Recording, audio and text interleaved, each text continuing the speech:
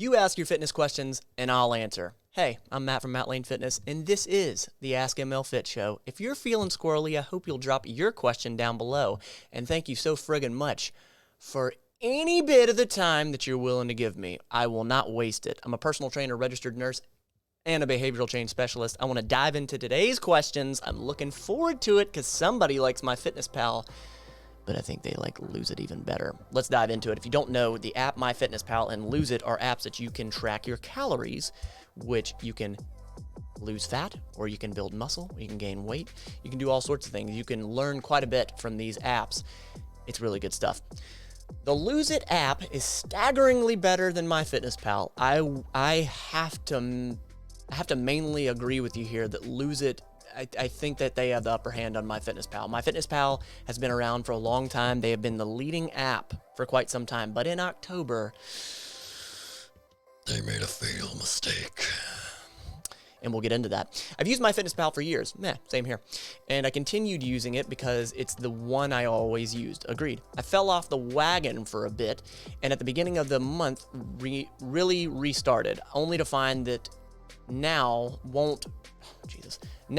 they, you can do this, you can read the English language, only to find out they now won't even let you barcode scan food packages without paying for the app. And that's their major mistake, because Lose It allows you to do it at no additional cost to you. Lose It is free. Now, you can upgrade on Lose It, you can upgrade on MyFitnessPal for some more features and whatnot, but I feel like the barcode scanning portion is really widely used, and that's, I just feel like it's a bad move, MyFitnessPal. So I uninstalled it and got Lose It, and wow, I find it much more user-friendly and the interface is much nicer. I agree, I think the user interface is nicer. And I've already lost some weight now that I'm calories in, calories out again. Good for you. My only complaint is MyFitnessPal would sync the mapmyrun, and Lose It does not. If you don't know, mapmyrun it's an app that literally maps your run, uses GPS to track where you ran. It tells you how fast you ran. It tells you all sorts of stuff. Is there any exercise tracking app I can use that will sync with Lose It? Here's the thing, and the reason I am talking about this question. You should not track your run, track your calories burned. You shouldn't track your calories burned if you're planning on eating those back. You should not do that. Reason being is your smart device is tracking your heart rate, and all smart devices are wildly inaccurate of how many calories you've actually burned. It's wildly inaccurate. It's a bad idea to track it and try to eat those calories back. I highly suggest you don't track mapmyrun and just keep them separate. Don't look to do that. It is a losing strategy, I promise you. Next question, how to work out in the office gym. I got a job that has a gym in the office building, but I never experienced this setup before, okay? I am a female with long curly hair, needs proper care. I can't help you there, I'm sorry. I am overthinking how I can fit a workout into my workday. Sounds like you're self-aware. Do I go early in the morning, lunchtime, after work? Must I lug a duffel bag with my clothes? I take the train. When I shower, do I leave my hair sweaty or take extra time to dry it plus products? Do I just go after work and go home sweaty? How would this even work? How do people do this? Here's the thing. From a mental fitness standpoint, from a behavior change standpoint, what matters most is what you are going to stick to. So I do not care if you work out in the morning, at lunch, or after work. What matters most is what are you going to stick to. Here's the thing. Let's weigh the options, okay? You got all three. Let's start with the morning time. Morning, yeah. Get up early, get there, take your stuff. You're already there.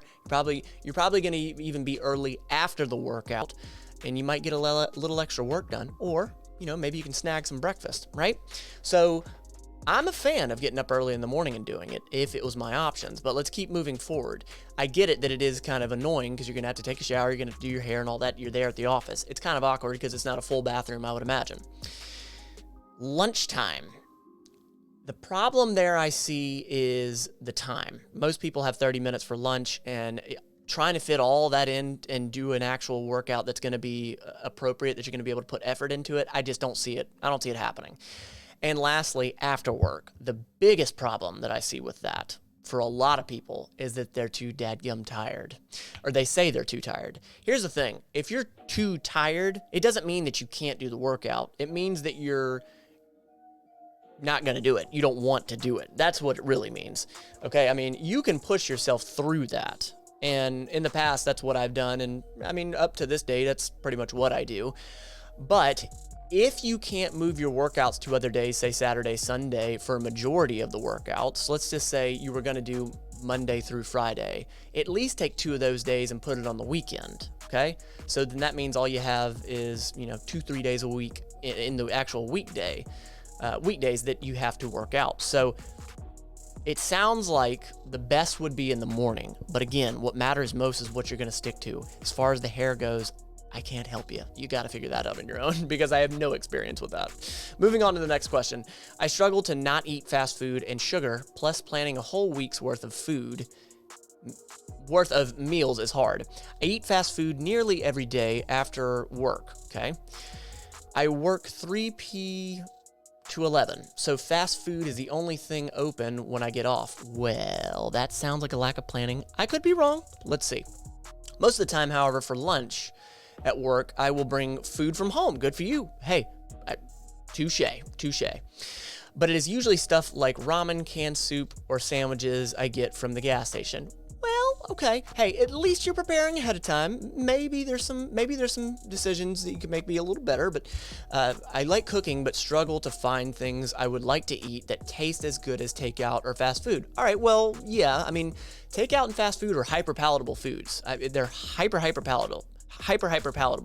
A lot of sugar, a lot of salt, high content of fat. So yeah, I mean, but there's ways to do it to where it can taste good. It doesn't have to be bland broccoli and chicken. I also eat 2 or 3 sugary snacks every day, and like once a day, I will drink a fruit punch lemonade or occasionally a Crystal Light. I don't drink as much plain water as I should. I am 6'3", 277. I gained 7 pounds in the last few weeks, and I am a 40-year-old male. Where should I start in trying to overhaul my diet? I don't want to make a whole bunch of changes all at once, but start small. That's a great idea. Where should I start trying to overhaul my diet? Overhaul is a word I wouldn't even use. I would keep things super simple and start super small, like you said in the next sentence. Here's the thing. What matters most is what you're going to stick to. I've said that about 600 times in this video, but here's the thing. It is crucial. So it sounds like you're doing a little preparation there, but you're going to the gas station getting ramen, canned food, and sandwiches. So I'm super happy you're doing a little bit of planning. Why not go to the grocery store, pay less? You're going to be paying less when you go to the grocery store, especially if you go to like a super center that you're a part of, you have to be a member of. Why don't you pick out some things there instead of the gas station? Because you're going to have more options that are going to be lower in calorie, higher in fiber, higher in protein. You're going to have so many more options. And what you're going to be able to do is you're going to be able to find some things that you like because you're going to have more options. If you're still confused and you're like, I don't know what to get, I will plug a playlist where I go shopping. I take you along with me on a $50 budget, $100 budget. I'll also show you a whole bunch of meal prep videos that I do. And if you're feeling squirrely, slide on by. Every other Sunday, I live meal prep my food. So if you really don't know what you're doing, you can check and see how I do it. And we hang out. It's kind of a fun time. Here's the thing.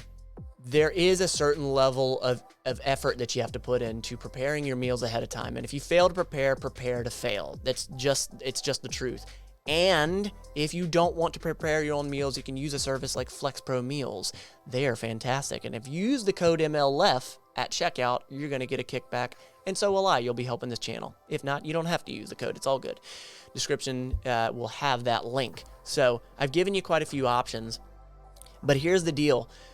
When you're eating hyperpalatable foods, you are messing with your leptin and ghrelin levels. Those are hormone levels that are hunger and satiety hormones, okay?